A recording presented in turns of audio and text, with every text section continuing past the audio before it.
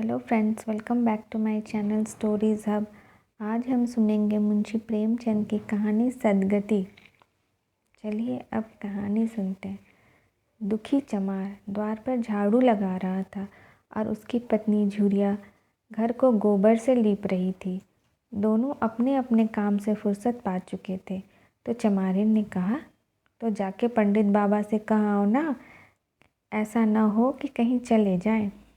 दुखी कहता है, हाँ जाता हूँ, लेकिन यह तो सोच बैठेंगी किस चीज़ पर। झुरिया, कहीं से खटिया न मिल जाएगी, ठकुराने से मांग लाना।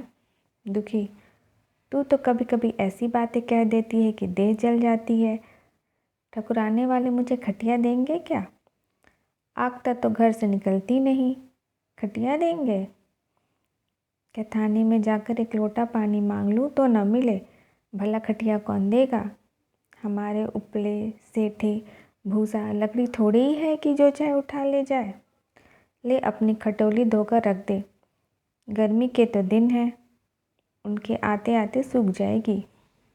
झुरिया, वह हमारी खटोली पर बैठेंगे नहीं, देखते नहीं कितने नेम धर्म से रहते हैं। दुखी ने ज़रा चिंतित होकर कहा, हाँ यह बात तो है, महुए के पत्ते तोड़कर एक पत्तल बना लूँ तो ठीक हो जाए। पत्तल में बड़े बड़े आदमी खाते हैं, वह पवित्र है, ला तो डंडा पत्ते तोड़ लूँ। झुरिया, पत्तल मैं बना दूँ, तुम जाओ, लेकिन हाँ उन्हें सीधा भी तो देना है, अपनी थाली में रख दूँ। दुखी, कहीं ऐसा गजब न करना, नहीं तो सीधा भी जाए और थाली भी फूटे, बाबा थाली उठाकर फेंक देंगे।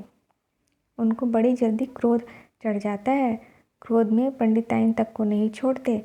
लड़के को ऐसा पीटा कि आज तक हाथ टूटा लिए फिरता है।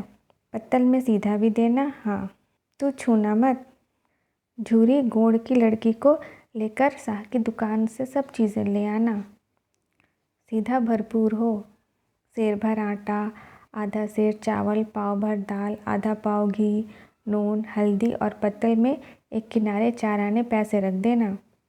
गोड़ की लड़की न मिले तो गुरजिन के हाथ पैर जोड़ कर ले जाना। तू कुछ मत छूना, नहीं तो गजब हो जाएगा। इन बातों की ताकीद करके दुखी ने लकड़ी उठाई और घास का एक बड़ा सा गट्ठा लेकर पंडित जी से अर्ज करने चला। खाली हाथ बाबा जी की सेवा में कैसे जाता? नजराने के लिए उसके पास घास के सिवा और क्या था? उसे खाली देखकर तो बाबा दूर से ही दुत्कारते। पंडित घासीराम ईश्वर के परम भक्त थे। नींद खुलते ही ईश्वर उपासन में लग जाते। मुंह हाथ धोते 8 बजते, तब असली पूजा शुरू होती, जिसका पहला भाग भंग की तैयारी थी। उसके बाद आधे घंटे तक चंदन रगड़ते, फिर आईने के सामने एक तिनके से माथे पर तिलक लगाते। चंदन की 2 रेखाओं के बीच में लाल रोरी की बिंदी होती। फिर छाती पर बाहों पर चंदन के गोल गोल मुद्रिकाएं बनाते। फिर ठाकुर जी की मूर्ति निकालकर उसे नहलाते, चंदन लगाते, फूल चढ़ाते, आरती करते, घंटी बजाते। 10 बजते बजते वह पूजन से उठते और भंग छानकर बाहर आते। तब तक 2-4 जजमान द्वार पर आ जाते। ईश्वर उपासन का तत्काल फल मिल जाता, वही उनकी खेती थी। आज वह पूजन गृह से निकले तो देखा दुखी चमार घास का एक गट्ठा लिए बैठा है। दुखी उन्हें देखते ही उठ खड़ा हुआ और उन्हें साष्टांग दंडवत करके हाथ जोड़कर खड़ा हो गया। यह तेजस्वी मूर्ति देखकर उसका हृदय श्रद्धा से परिपूर्ण हो गया। कितनी दिव्य मूर्ति थी! छोटा सा गोल मटोल आदमी, चिकना सर, फूले गाल, ब्रह्म तेज से प्रदीप्त आँखें, रोरी और चंदन देवताओं की प्रतिभा प्रदान कर रही थी। दुखी को देखकर श्रीमुख से बोले, आज कैसे चला रे दुखिया? दुखी ने सिर झुकाकर कहा, बिटिया की सगाई कर रहा हूँ महाराज, कुछ साइड सगुन विचारना है, कब मर्जी होगी? घासी, आज मुझे छुट्टी नहीं, हाँ सांझ तक आऊँगा। दुखी, नहीं महाराज, जल्दी मर्जी हो जाए, सब सामान ठीक कर कर आया हूँ, यह घास कहाँ रख दूँ? घासी, इसे गाय के सामने डाल दे और ज़रा झाड़ू लेकर द्वार तो साफ कर दे। यह बैठक भी कई दिन से लीपी नहीं गई, उसे भी गोबर से लीप दे, तब तक मैं भोजन कर लूँ, फिर ज़रा आराम करके चलूँगा। हाँ यह लकड़ी भी चीर देना, खलिहान में 4 खांची भूसा पड़ा है, उसे भी उठा लाना और भूसौली में रख देना। दुखी फौरन हुक्म की तामील करने लगा, द्वार पर झाड़ू लगाई, बैठक को गोबर से लिपा तब 12 बज गए। पंडित जी भोजन करने चले गए। दुखी ने सुबह से कुछ नहीं खाया था। उसे भी ज़ोर की भूख लगी, पर वहाँ खाने को क्या धरा था। घर यहाँ से मील भर था, वहाँ खाने चला जाए तो पंडित जी बिगड़ जाए। बेचारे ने भूख दबाई और लकड़ी फाड़ने लगा। लकड़ी की मोटी सी गांठ थी जिस पर पहले ही कितने भक्तों ने अपना जोर आजमा लिया था। वह उसी दमखम के साथ लोहे से लोहा करने के लिए तैयार था। दुखी घास छीलकर बाजार ले जाता था। लकड़ी चिरने का उसे अभ्यास न था। घास उसके खुरपे के सामने सिर झुका देती थी। यहाँ कस कस कर कुल्हाड़ी का भरपूर हाथ लगाता, पर उस गांठ पर निशान तक न पड़ता था। कुल्हाड़ी उचट जाती थी। पसीने में तर था, हाँफता था, थक कर बैठ जाता था, फिर उठता था। हाथ उठाए न उठते थे, पाँव काँप रहे थे, कमर न सीधी होती थी, आंखों तले अंधेरा हो रहा था, सिर में चक्कर आ रहे थे, तितलियाँ उड़ रही थी, फिर भी अपना काम किए जाता था। अगर एक चिल्लम तंबाकू पीने को मिल जाती तो शायद कुछ ताकत आती। उसने सोचा, यहाँ चिल्लम और तंबाकू कहाँ मिलेगी? यह ब्राह्मणों का इलाका है। ब्राह्मण लोग हम नीच जातों की तरह तंबाकू थोड़े ही पीते हैं। सहसा उसे याद आया कि गांव में एक गोड़ भी रहता है, उसके यहाँ ज़रूर चिल्लम तंबाकू होगी। तुरंत उसके घर दौड़ा। खैर मेहनत सफल हुई। उसे तंबाकू भी मिली और चिल्लम भी भर दी, पर आग वहाँ न थी। दुखी ने कहा, आग की चिंता न करो भाई, मैं जाता हूँ, पंडित जी के घर से मांग लूँगा। वहाँ तो अभी रसोई बन रही थी। यह कहता हुआ वह दोनों चीज़ें लेकर चला गया और पंडित जी के घर में बरौठे के द्वार पर खड़ा होकर बोला, मालिक, रची के आग मिल जाए तो चिल्लम पी ले। पंडित जी भोजन कर रहे थे। पंडिताइन ने पूछा, यह कौन आदमी आग मांग रहा है? पंडित, अरे वही ससुरा दुखिया चमार है, कहा थोड़ी सी लकड़ी चीर दे, आग तो है, दे दो। पंडिताइन ने भावें चढ़ाकर कहा, तुम तो जैसे पोथी पत्रे के फेर में धर्म कर्म की बात की सुधी ही नहीं रही। चमार हो, धोबी हो, पासी हो, मुँह उठाए घर में चला आए। हिंदू का घर न हुआ कोई सराय हुई। कह दो दाढ़ी जार से चला जाए, नहीं तो इस लुआठे से मुंह झुलस दूंगी। आग मांगने चले हैं। पंडित ने उन्हें समझाकर कहा, भीतर आ गया तो क्या हुआ, तुम्हारी कोई चीज़ तो नहीं छुई, धरती पवित्र है, जरा सी आग दे दो, क्यों नहीं दे देती? काम तो हमारा ही कर रहा है, कुलोनिया यही लकड़ी फाड़ता तो कम से कम 4 आने लेता। पंडिताइन ने गरज कर कहा, वह घर में आया ही क्यों? पंडित ने हार कर कहा, ससुरे का अभाग था और क्या। पंडिताइन, अच्छा इस वक्त तो आग दिए देती हूँ, लेकिन फिर जो इस घर में आएगा तो उसका मुंह ही जला दूंगी।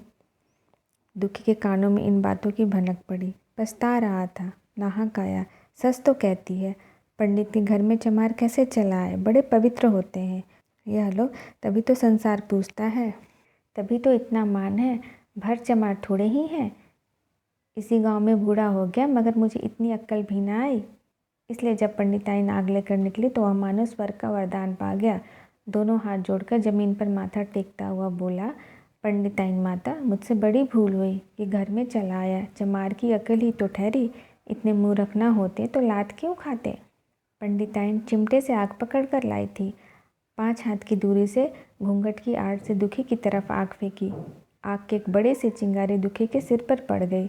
जल्दी से पीछे हटकर सिर को झाड़ने लगा। उसने मन में कहा, यह एक पवित्र ब्राह्मण के घर को अपवित्र करने का फल है। भगवान ने इतनी जल्दी फल दे दिया।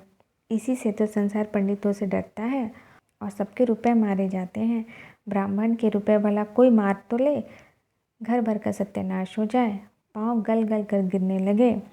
बाहर आकर उसने चिल्लम पी, फिर कुल्हाड़ी लेकर जुट गया। खटखट की आवाज़ें आने लगी। उस पर आग पड़ गई तो पंडिताइन को उस पर कुछ दया आ गई। पंडित जी भोजन करके उठे तो बोली, इस चमरवा को कुछ खाने को दे दो, बेचारा कब से काम कर रहा है, भूखा होगा। पंडित जी ने इस प्रस्ताव को व्यवहारिक क्षेत्र से दूर समझकर कहा, रोटियां हैं? पंडिताइन, 2-4 बच जाएंगी। पंडित, 2-4 रोटियों में क्या होगा, चमार है, कम से कम शेर भर चढ़ा जाएगा। पंडिताइन कानों पर हाथ रख कर बोली, अरे बाप रे, शेर भर तो क्या, फिर रहने दो। पंडित जी ने अब शेर बनकर कहा, कुछ भूसी चोकर हो तो आटे में मिलाकर 2 ठो लिट्टा ठोक दो, साले का पेट भर जाएगा। पतली रोटियों से इन नीचों का पेट नहीं भरता, इन्हें तो ज्वार का लिट्टा चाहिए। पंडिताइन ने कहा, अब जाने भी दो, धूप में कौन मरे। दुखी ने चीलम पीकर फिर कुल्हाड़ी संभाली। दम लेने से ज़रा सा हाथों में ताकत आ गई थी। कोई आधे घंटे तक फिर कुल्हाड़ी चलाता रहा, फिर बेदम होकर वहीं सिर पकड़ के बैठ गया। इतने में वही गोड़ वहाँ आ गया। बोला, क्यों जान देते हो बूढ़े दादा, तुम्हारे फाड़िया गांठ न फटेगी, नाहक हलकान होते हो। दुखी ने माथे का पसीना पोंछ कर कहा, अभी गाड़ी भर का भूसा ढोना है भाई। गोड़, कुछ खाने को मिला कि काम ही कराना जानते हैं, जाके कुछ मांगते क्यों नहीं। दुखी, कैसी बातें करते हो चिकुरी, ब्राह्मण की रोटी हमको पचेगी। गोड़, पचने को पच जाएगी, पहले मिले तो। मूँछों पर ताव देकर भोजन किया और आराम से सोए। तुम्हें लकड़ी फाड़ने का हुक्म दे दिया। ज़मींदार भी कुछ खाने को देता है, हाकिम भी बिगाड़ लेता है तो थोड़ी बहुत मजूरी देता है, या उनसे भी बढ़ गए, उस पर धर्मात्मा बनते हैं। दुखी, धीरे धीरे बोलो भाई, कहीं सुन ले तो आफत आ जाए। यह कहकर दुखी फिर संभल पड़ा और कुल्हाड़ी की चोट मारने लगा। चिकुरी को उस पर दया आई, आकर कुल्हाड़ी उसके हाथ से छीन ली। फिर कोई आधे घंटे खूब कस कस कर कुल्हाड़ी चलाई, पर गांठ पर एक दरार भी न पड़ी। तब उसने कुल्हाड़ी फेंक दी और यह कहकर चला गया, तुम्हारे फाड़े या न फटेगी, जान भले निकल जाए। दुखी सोचने लगा, बाबा ने यह गांठ कहाँ रख छोड़ी थी कि फाड़े नहीं फटती, कहीं दरार तक तो नहीं पड़ती। मैं कब तक इसे इस तरह फाड़ता रहूँगा। अभी घर में 100 काम पड़े हैं, कार परोजन का घर है, एक न एक चीज़ घटती ही होगी, पर इन्हें इसकी क्या चिंता। चलूँ, जब तक भूसा ही उठा लाऊं, कह दूंगा बाबा आज तो लकड़ी नहीं फटी, कल आकर फाड़ दूंगा। उसने झावा उठाया और भूसा ढोने लगा। खलिहान यहाँ से 2 फरलांग से कम न था।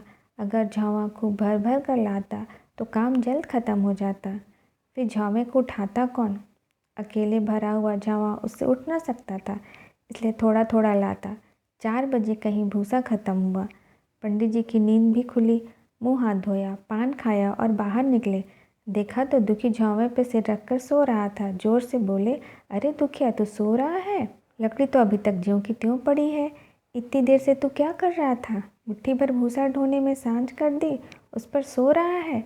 उठा ले कुल्हाड़ी और लकड़ी फाड़ डाल, तुझसे ज़रा भी लकड़ी नहीं फटती, फिर शायद भी वैसे ही निकलेगी। मुझे दोष मत देना। इसी से कहा है कि नीच के घर में खाने को हुआ और उसकी आंख बदली।